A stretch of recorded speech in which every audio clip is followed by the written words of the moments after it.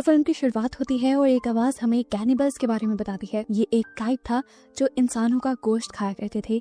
इनका मानना था कि ये लोग जिस इंसान को खाएंगे उसकी जहानत और उसकी ताकत उन लोगों के अंदर आ जाएगी। इसके बाद मूवी स्टार्ट हो जाती है और हमें एक मास्क पहने चार्ली नामी आदमी को दिखाया जाता है जो कि कैनिबल ही है और अब अपने खाने के लिए एक इंसान का शिकार करने के लिए डेजर्ट में निकला है। वो इस टाइम एक औरत के पीछे पड़ा हुआ था जो औरत उससे बहुत ज्यादा डर रही थी। वो डरते हुए जाकर अपने घर में छुप जाती है, लेकिन चार्ली उसे देख लेता है और अपने एक्स के जरिए उसे मारकर अपने घर ले आता है। जिसके बाद वो इस औरत के मीट से बहुत सारे मीट बॉल्स बनाता है, अपना पेट भी भरता है और फिर इन्हें बेचने के लिए हाईवे रोड के किनारे भी आ जाता है। वो इन्हीं को बेचकर पैसे कमाया करता था। तभी हाईवे से एक गाड़ी गुजरती है और एक कपल उसकी शॉप पे आ जाता है कि दोनों आपस में लड़ रहे थे क्योंकि लड़का मीट बॉल्स खाना चाहता था और लड़की वीगन थी, वो नहीं चाहती थी कि लड़का मीट बॉल खाए। इनको मीट बॉल सर्व करते हुए चार्ली बहुत सारे जोक भी सुनाता है जिसे इस लड़के ने बहुत एंजॉय किया। यहाँ पे हमें पता चलता है कि चार्ली एक बहुत बड़ा कॉमेडियन बनना चाहता है, लेकिन कभी उसे ऐसा मौका ही नहीं मिला।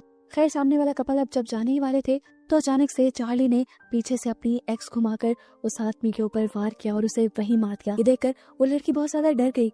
वो अपनी जान बचाने के लिए भागी और लकीली उससे सड़क पर एक गाड़ी भी मिल गई। इस गाड़ी में एलिनोर नाम की एक लड़की थी जिससे वो अपनी जान के लिए भीख मांगती है, लेकिन एलिनोर उसकी मदद करने से मना कर देती है और रिवील होता है कि वो चार्ली की ही दोस्त थी और उसे पता चल गया था कि ये लड़की इस तरह जो भाग रही है जरूर ये चार्ली का ही शिकार है। जिसके बाद चार्ली यहाँ पर आता है और इस लड़की को मारकर अपने घर ले जाता है। फिर इस कपल के मीट से वो दोबारा से मीट बॉल्स तैयार करना शुरू कर देता है। सीन कट होता है और अब हम एक क्रिस्टल नाम की बड़ी मशहूर सिंगर को देखते हैं। उसे आज एक फेस्टिवल में परफॉर्म करना था जिसके लिए वो जा रही थी, तो रास्ते में चार्ली का एरिया आया जहां एलिनोर खड़ी थी, अपनी गाड़ी खराब होने का नाटक कर रही थी। असल में वो चार्ली के लिए शिकार करने आई थी। क्रिस्टल ने उसे लिफ्ट दे दी और गाड़ी में बैठते ही एलिनोर ने उस पर हमला करके उसे बेहोश कर दिया। इसके बाद चार्ली यहाँ पर आता है और ये दोनों क्रिस्टल को अपने घर के अंदर ले जाते हैं और वहाँ जाकर चार्ली क्रिस्टल को बांध देता है। क्रिस्टल को जब होश आया तो उसने चार्ली को अपने सामने पाया। तो चार्ली से पूछा,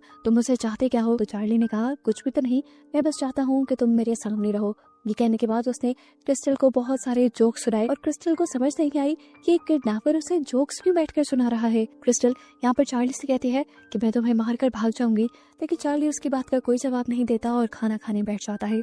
यहाँ पर अब हम शेरिफ लीवर को देखते हैं जिसे खबर मिली थी कि क्रिस्टल डेजर्ट साइड पे गायब हुई है। वो क्रिस्टल की तलाश में था, इसीलिए वो चार्ली का घर भी नॉक करता है, लेकिन चार्ली साफ मना कर देता है कि वो किसी क्रिस्टल नाम की लड़की को नहीं जानता और इस घर में वो अकेला रहता है। अब शेरिफ को कोई शक न हो, वो शेरिफ को अपने घर के अंदर भी ले आया था और यहाँ पर उसने शेरिफ को बहुत सारे जोक्स भी सुनाए, जिसकी वजह से ये दोनों आपस में काफी फ्रैंक हो गए। कुछ देर बाद चार्ली टीवी देखने के लिए बैठ जाता है जहाँ पर उसे एक क्लब की ऐड नजर आती है। ये क्लब सबको ओपन माइक का मौका दे रहा था। यहाँ पर सभी कॉमेडियन आके स्टैंड अप कॉमेडी कर सकते थे। चार्ली जो हमेशा से एक बड़ा कॉमेडियन बनना चाहता था, उसके लिए ये बहुत ही अच्छा मौका था। वो फैसला कर लेता है कि वो वहाँ जाएगा और इसके बाद वो अपने गाने सुनने लगता है। ये गाना क्रिस्टल का ही था और हमें समझ आ गई कि उसने अभी तक क्रिस्टल को इसलिए नहीं मारा था क्योंकि क्रिस्टल उसकी फेवरेट सिंगर थी। गाने लगाकर वो पुरानी लाशों को काटने लग जाता है और उनके मीट से मीट बॉल बनाना शुरू कर देता है। तभी एलिनोर उसके घर आती है और इससे ख्वाहिश करती है कि मुझे क्रिस्टल के मीट बॉल्स खाने हैं, जिस पर चार्ली ने उसे बताया कि अभी तक उसने क्रिस्टल को मारा ही नहीं है। इसके बाद जब चार्ली क्रिस्टल से मिलने के लिए जाता है तो क्रिस्टल उसके ऊपर बहुत गुस्सा करती है और उसकी बातों से तंग आकर चार्ली उसके मुंह पे टेप लगा देता है।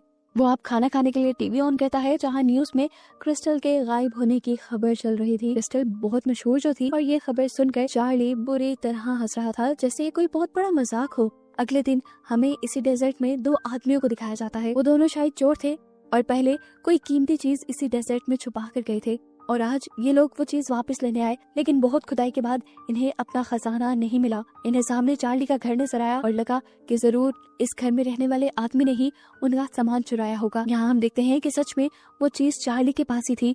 वो चीज क्या थी ये तो नहीं दिखाया जाता, लेकिन उस चीज को चार्ली देखकर कह रहा था कि ये सब तो इलीगल है। इतनी ही देर में वो दोनों आदमी भी चार्ली के घर के अंदर जाने के लिए बढ़ गए, जहाँ जाकर ये लोग क्रिस्टल को बंधा हुआ पाते हैं। उसे देखकर ये दोनों हंसने लगे, जबकि क्रिस्टल ने इन दोनों को वार्न किया कि यहाँ से भाग जाओ, लेकिन ये लोग जब उसकी नहीं सुनते तो यहाँ पर चार्ली आ जाता है और इन दोनों में से एक आदमी के ऊपर हमला करके उसे मार डालता है। दूसरा आदमी ये देखकर अपनी जान बचाने के लिए भागता है, लेकिन चार्ली भागते हुए बाहर आता है और उस पर भी हमला करके उसे भी मार डालता है।